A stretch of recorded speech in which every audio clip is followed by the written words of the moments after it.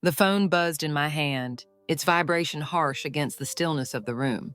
My fingers froze as I glanced at the screen, trying to make sense of the message that stared back at me in cold, detached letters.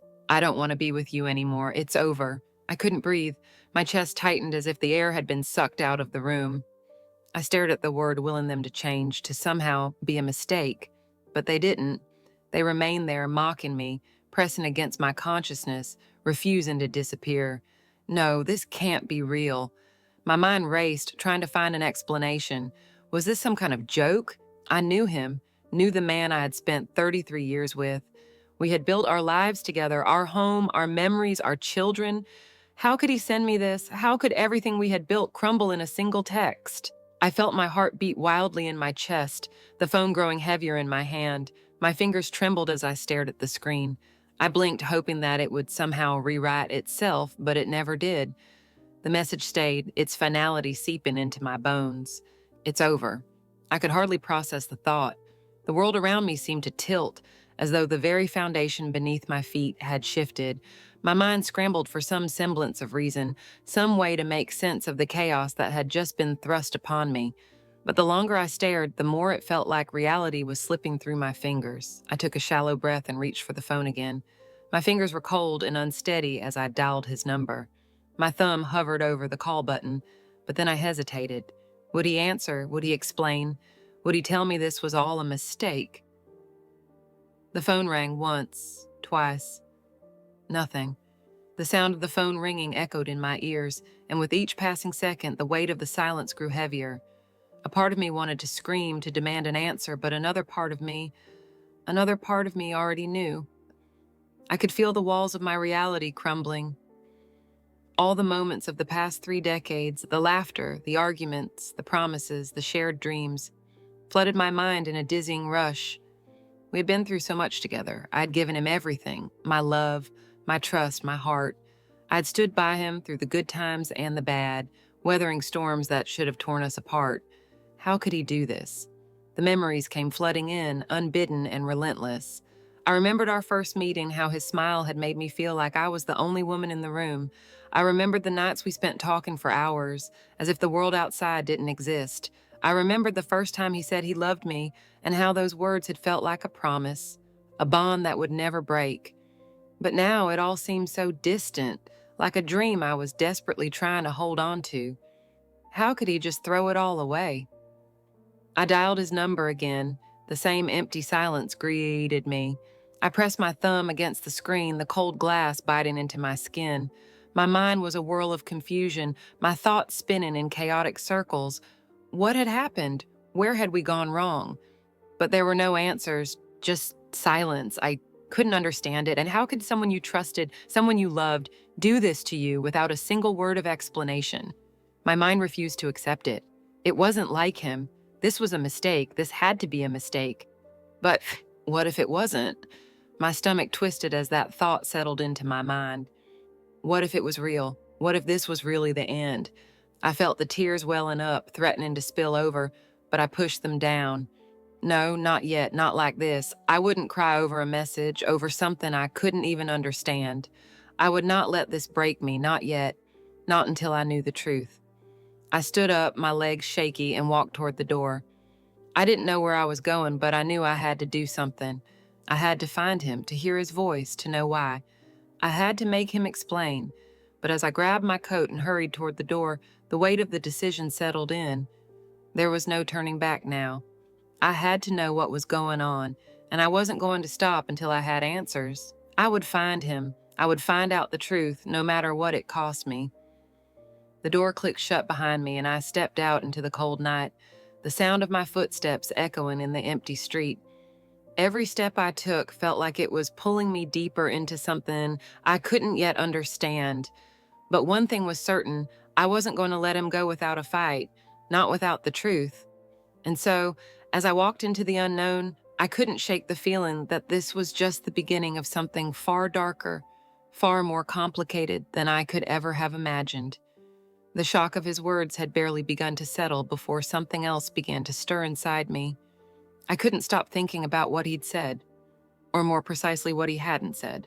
The message had been cold, a finality I couldn't ignore, but now I found myself consumed by a different kind of fire. If this was the end, if our life together truly was finished, I had to know why. The questions began to gnaw at me. Had I missed something? Had I been so blind, so wrapped up in our routine, that I hadn't seen the cracks forming beneath our feet? I could feel the sting of betrayal deep in my chest, but with it came a fierce need for answers. I couldn't let this be the end, not without understanding. What happened? How did we go from decades of shared history to this cold, emotionless finality? I started with his phone, the one thing that had been the catalyst for all of this. It had buzzed in my hand with the message, but I hadn't looked at anything else. Hadn't thought to check for more signs, more clues that might point to what had been hidden. I had to be sure, even if I didn't want to find the truth. My fingers trembled as I unlocked his phone, the feeling of guilt and desperation mixing in my stomach. Should I be doing this? The thought flashed through my mind, but I pushed it away. I wasn't doing this out of some vindictive impulse. I needed answers. I needed to understand why he had chosen to destroy everything we had built. There were texts, endless threads of conversations with someone whose name I didn't recognize. The words were casual at first, almost harmless. But then I found something that made my heart drop. I can't wait to see you again. I miss you more than I can put into words. The words blurred together as I read them over and over, my hands shaking so violently I could barely hold the phone steady. Who was this woman? What was she to him? The pieces of the puzzle began to fit together in a way I didn't want to believe. I scrolled through more messages, the gut-wrenching truth starting to settle into my bones. He'd been seeing someone else. For how long? It felt like the world around me was closing in, the air heavy in my lungs. I wanted to throw the phone across the room, but I couldn't. I couldn't look away from the evidence. This was it, the truth that I had been dreading, the truth I wasn't ready to face. The more I read, the more I realized it wasn't just physical. He wasn't just seeing her, he was emotionally invested in her. He'd been there for her, comforting her through her struggles, offering her something I hadn't even known was missing from our own marriage. I'd given him everything, my loyalty, my love, my trust, and he had shared it all with someone else. How could he? I thought, my chest tightening as I fought to keep my emotions in check. How could he betray me, not just with his body, but with his heart? I dropped the phone on the table, the screen still lit up with the damning messages. My mind raced, trying to make sense of it all. I felt like I was drowning in a sea of confusion and disbelief. What did I miss? I had been there beside him through everything, supporting him through thick and thin. Had I been that blind to his needs, that unaware of his feelings? How could he have gotten so close to another woman without me noticing? I could feel the rage building in me, a hot, suffocating wave that pushed against my chest. How could he do this? How could he lie to me all these years pretending everything was fine when he had been with her? Was I nothing to him? But then came the other side, the voice that urged me to hold back, to be patient, to think before acting. Maybe I'm overreacting. Maybe there was an explanation. Maybe I didn't know the whole story.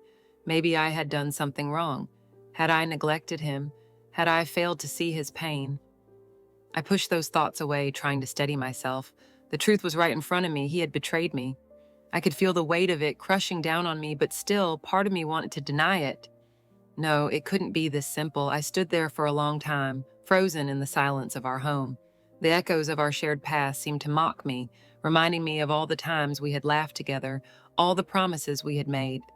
But now, in the stillness, I could hear the cracks beneath the surface, the things I had ignored for so long. I needed to know more. I needed to find out just how deep this betrayal went. I couldn't stop now, not until I knew everything. I walked to the door and grabbed my coat. It was late, the night was cold, but I had to go. I needed answers, and I wasn't going to find them sitting here staring at a phone. I had to confront him, to ask him why, to demand the truth. But even as I walked out the door, part of me wondered if I really wanted to know. What if the truth was worse than I could imagine? What if this was just the beginning of something much darker than I could handle? I didn't know, but I couldn't stop now. I had to find out the truth, no matter the cost. I stood at the edge of her door, my hand trembling as it reached for the doorbell. My heart raced in my chest, each beat a loud reminder of the reason I was here. What would she say? What would she know? 1,000 questions swirled in my mind, but they all felt irrelevant, drowned by the tension I was holding back. The woman my husband had betrayed me with, the one I was about to face. I took a deep breath, steadying myself, but even that didn't quell the anxiety building up inside me. The closer I got to her, the more uncertain I became. Was I ready for this? Could I truly handle the truth of whatever she had to say? The door opened. She stood there, not what I had expected. I had imagined someone stronger, perhaps more defiant or even arrogant, someone who had known exactly what she was doing. But instead, standing before me, she looked vulnerable. Her eyes were tired, her posture slumped in a way that made her seem smaller than I'd imagined. "Can I help you?" Her voice was soft, hesitant, as if she had been caught off guard by my presence. I had half expected her to be defensive, to reject me immediately, but instead there was an air of caution in her gaze. Something in her face suggested that she wasn't the enemy I had built her up to be in my mind. "I need to talk to you," I said, my voice wavering despite my attempt to sound confident. "About him." My words were direct, cutting through the uncertainty like a sharp knife. "I need to understand. I need to know what happened, how long it's been going on." She hesitated, then stepped aside, silently inviting me in. I walked past her, my mind racing with the implications of the conversation I was about to have. As I sat across from her, the air thick with unspoken tension, I studied her carefully. I had expected anger, defiance, maybe even smugness, but what I saw was something entirely different. There was a sadness in her eyes, a weariness that mirrored my own. "I never meant for this to happen," she said, her voice barely a whisper, as if confessing some long-held guilt. "I didn't know. At first, I didn't realize who he really was." Her words hit me harder than I'd anticipated. I stared at her, trying to process what she was saying. Did she not know? Was she not aware of his manipulation? "You're telling me that you didn't know?" My voice broke as I tried to piece it all together. I couldn't make sense of it. How could someone be so blind to what was happening? How could she not see the lies? The manipulation? "I thought he was just, I don't know, someone I could lean on," she said, her eyes welling up with tears that she quickly blinked away. "He told me you didn't love him anymore, that you didn't care. He made me believe that, and I trusted him." I stared at her, feeling my anger rise. He made her believe that? My mind raced back to all the years we had spent together, the countless moments I had given him my love and trust, only to realize that he had been using those same words with someone else. How long had he been playing us both? But there was something in her voice, something that made me pause. She wasn't just a willing participant in his lies. She had been a victim too. It dawned on me then that this wasn't just about my betrayal. It was about his manipulation of both of us. I felt my emotions twist and turn inside me. Part of me wanted to lash out at her, to accuse her of knowing what she was doing, of being complicit in the destruction of everything I had worked so hard to build. But another part of me understood.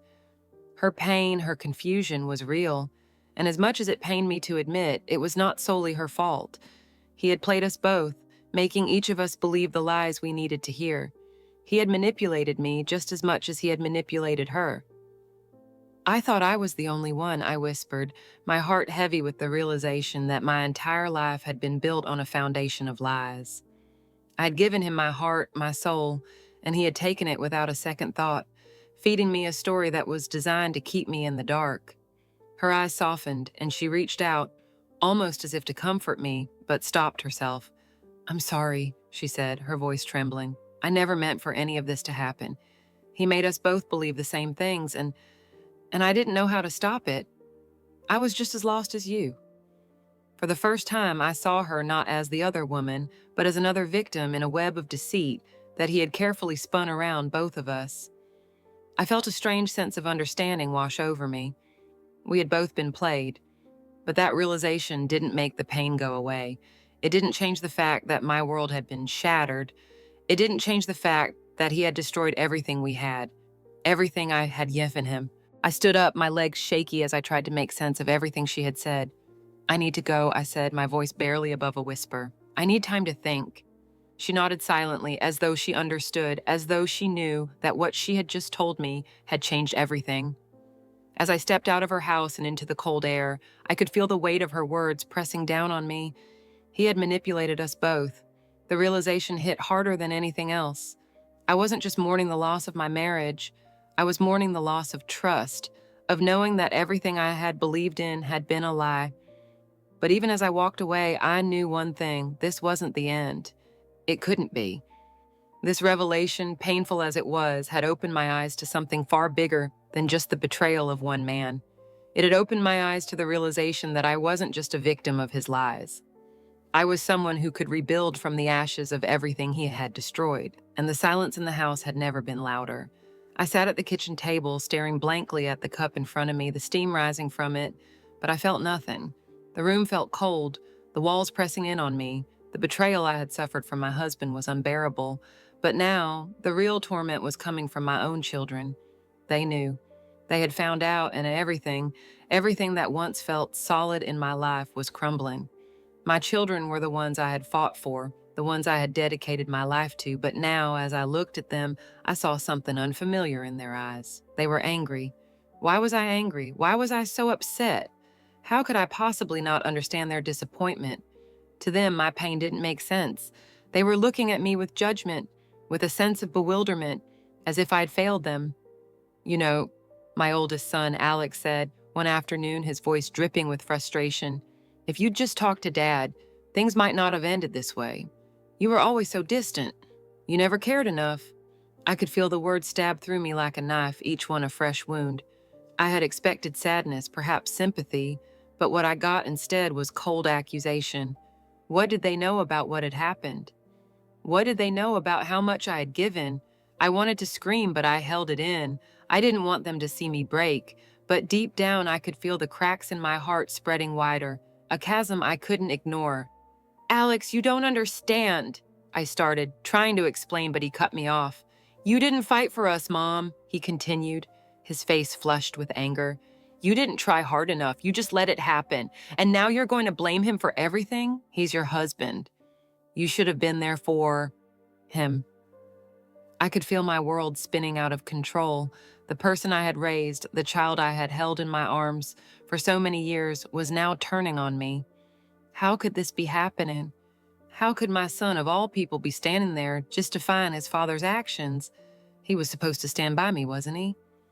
I opened my mouth to respond, but the words wouldn't come. How could I explain the depth of my hurt? How could I make him see that I wasn't just reacting to a single act of betrayal, but to a lifetime of lies and manipulation? But it seemed too late. His eyes, once full of love and trust, were now clouded with disappointment. Was this how he saw me now? As weak? As a failure? I could feel the sting of his words deep in my chest, each one a reminder of how far I had fallen in their eyes. My children, the very people I had given everything for, were now distant. They were looking at me not with the understanding I needed, but with a sense of disgust, as if I was the one at fault for this entire tragedy. My youngest, Lena, said little, but her silence was perhaps more painful than any words. She kept her distance, withdrawing into herself.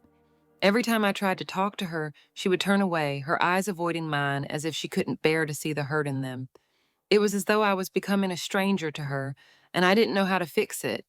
But it was Alex's words that echoed the loudest in my mind. "You didn't try hard enough." How could I respond to that? How could I make them understand that, for years, I had given my all to this family, that I had sacrificed pieces of myself, fought through every storm, only to have it all come crashing down because of one man's selfishness? I I tried, I whispered, but even I wasn't sure if I was trying to convince him or myself. My voice broke as I realized that, in their eyes, I had failed, not just as a wife, but as a mother. My heart ached as I watched the door close behind them. They didn't see me, didn't understand the woman who had loved them so fiercely, and now I was losing them too. The betrayal didn't stop with my husband. It had now seeped into the very core of my family.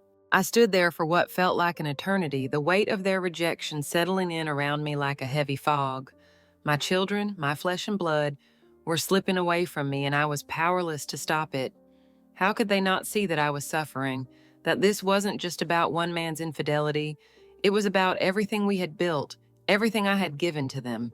My tears finally came then, unbidden and relentless, but I fought to hold them back. I didn't want to appear weak.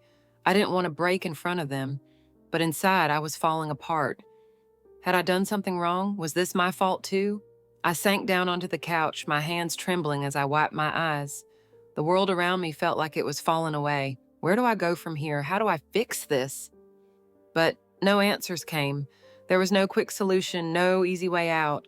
I'd spent my whole life building a family, trying to protect my loved ones, and now I had lost everything. And as the silence enveloped me, I realized that the pain of losing my children was just as unbearable as the pain of losing my husband. The days had begun to blend into one another, each passing hour filled with its own weight.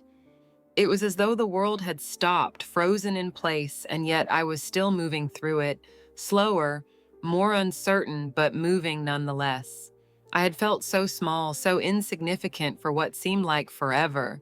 But now, in the quiet of my own home, with only my thoughts for company, I started to realize something. I wasn't alone anymore. I had me. The first step toward change was not easy. I had made the decision to speak to someone, to confront the hurt, the anger, the confusion that had filled my every waking moment. I found a therapist, a professional who could help me untangle the mess of emotions I had buried for years. The sessions were difficult at first. I would leave feeling drained, like every part of me had been laid bare. But with each conversation, I started to feel a shift. It was slow, almost imperceptible at first, but it was there. I began to find peace in the small things. A walk through the park became a ritual, the cool air filling my lungs, the simple joy of watching the leaves fall, noticing the beauty in the smallest details, the sky, the birds, the sound of footsteps on the pavement. Things I had once taken for granted now felt like lifelines, reminding me that life was still happening around me, despite the storm that had raged within. Art became my refuge. I had always loved painting, but in the chaos of life, I had abandoned it. Now I returned to it, letting the brush glide across the canvas, each stroke a release. There was something therapeutic in the rhythm of it, in watching the colors blend together, creating something new and unexpected. It felt as though I was piecing myself back together with each painting I completed, a reminder that even the most broken things could be made whole again. But even as I sought these moments of peace, the pain was still there, lurking beneath the surface. It wasn't gone, not yet. I still had moments where I would cry, where I would feel overwhelmed by the enormity of it all.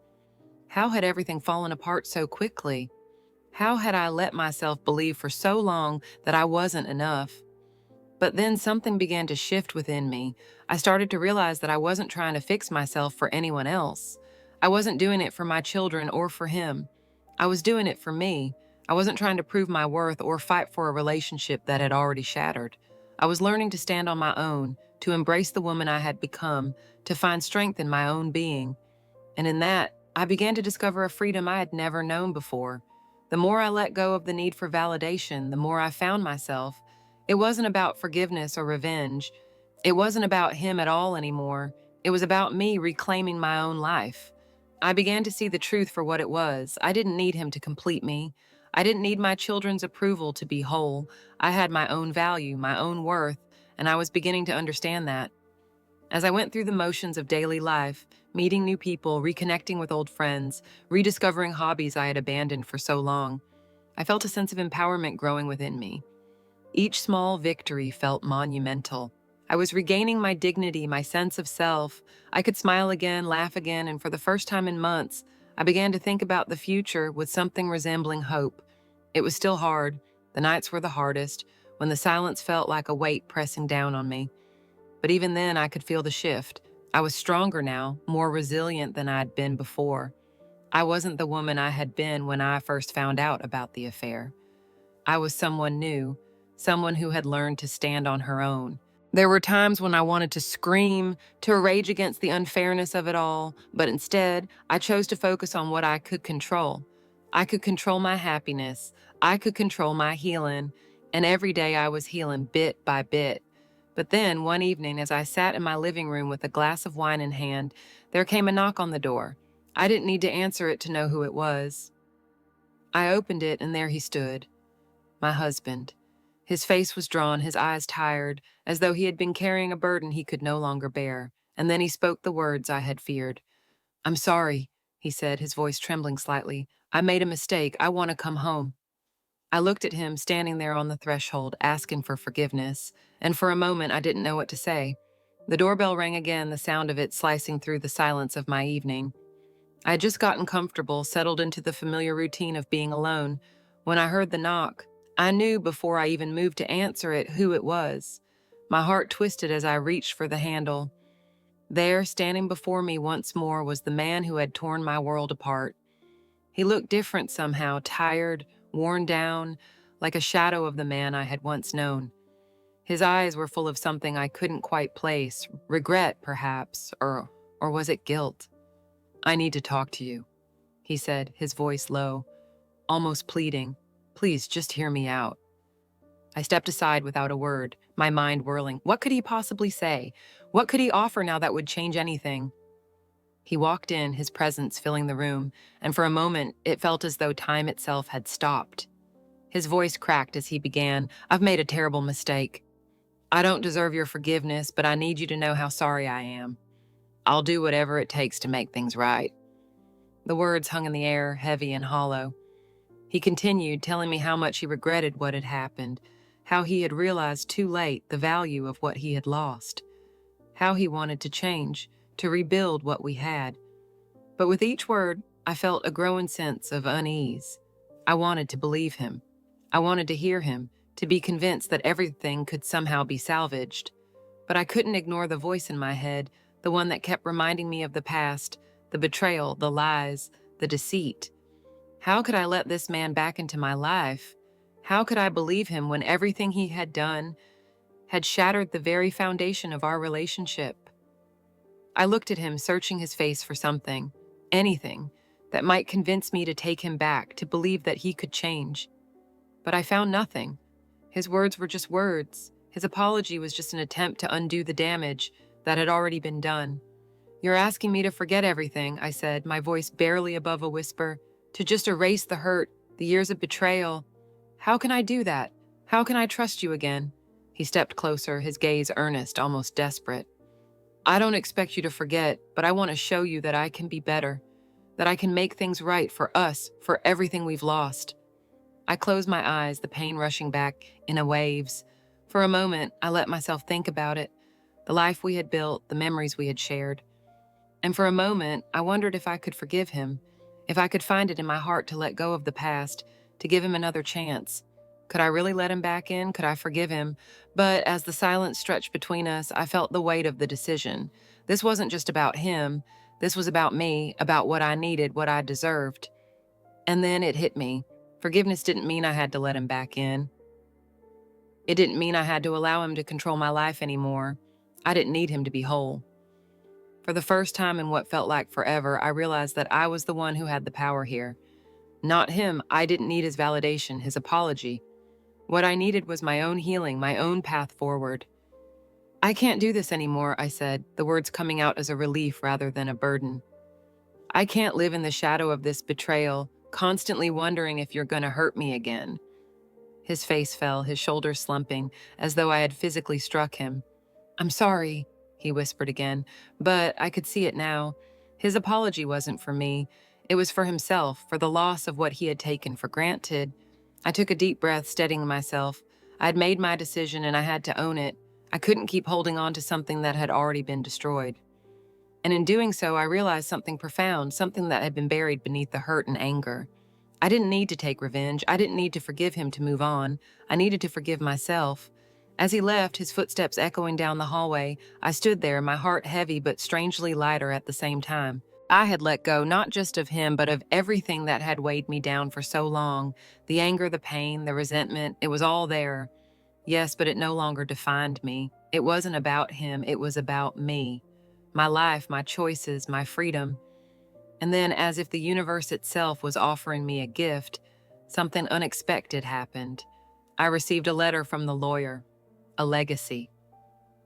The man I had once loved had left me everything. Material wealth, yes, but more than that.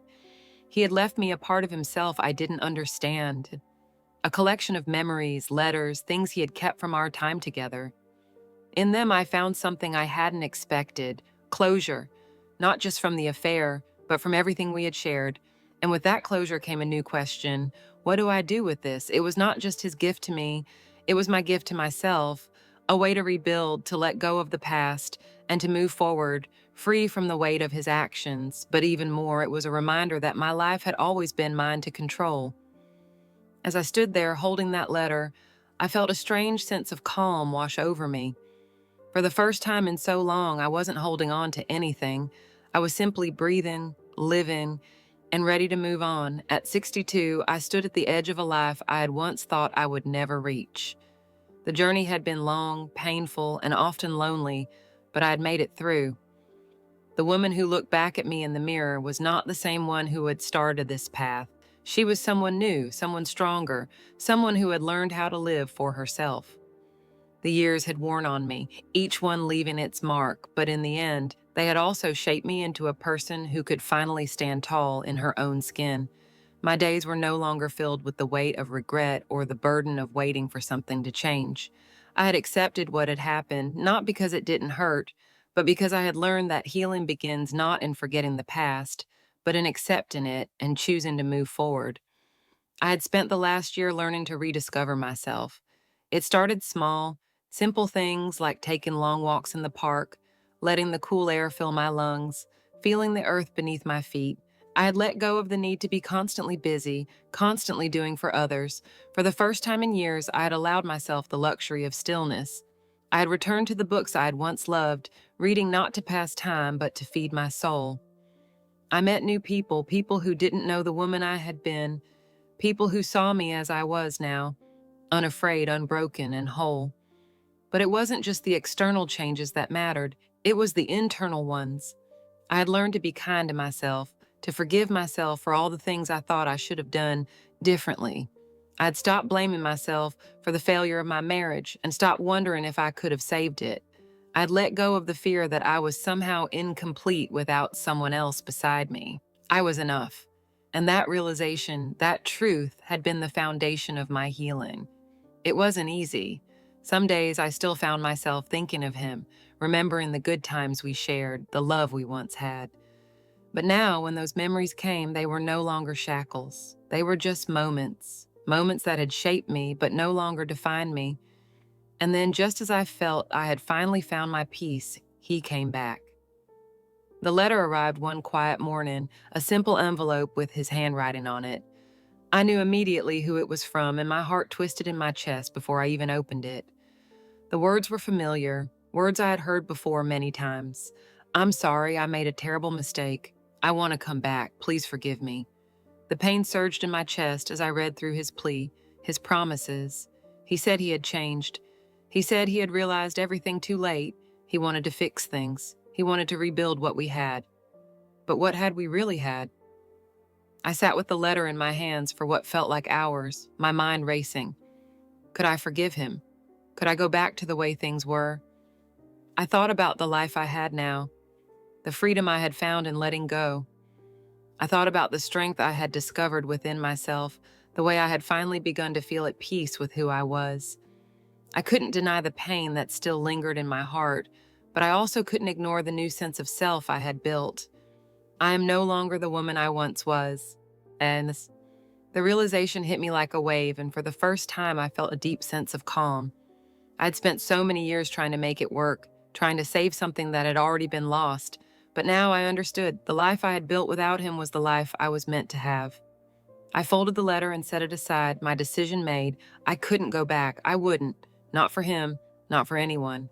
For a long time, I had lived in the shadow of my past, waiting for someone else to validate my worth. But I had learned that my worth was not tied to anyone else's approval. It was mine. I was the one who had rebuilt my life, and I was the one who could choose how it would unfold. And so I let him go. Not with anger or bitterness, but with acceptance. It wasn't about forgiving him or punishing him. It was about choosing my own path, my own happiness, my own freedom. I knew the road ahead wouldn't be easy.